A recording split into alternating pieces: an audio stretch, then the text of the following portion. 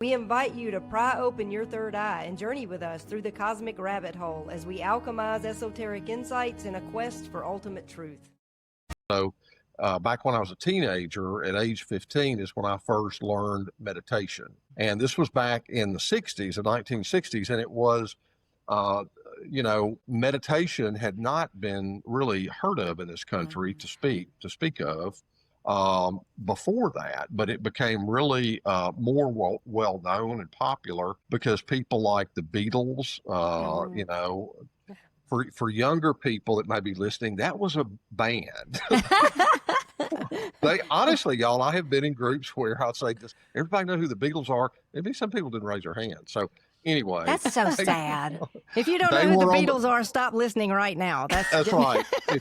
If you were generation before, it was Elvis, and then came the Beatles, about 10 years later. And but they had started meditating. They'd gone to India and met with the Maharishi, and they'd started meditation practice.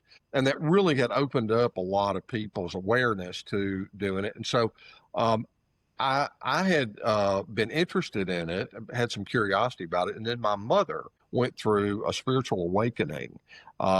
She was in her 40s at that point in her life. And so we took some meditation classes together, went through a specific course called the Silva Method. And that's where I got introduced to it, and a lot of really wonderful, amazing people. There was another kind of misconception is that, the people that were attracted to it were mainly the hippie movement back in those days, or people that kind of were like, maybe in alternative lifestyles and tuning in, dropping out, all that sort of thing.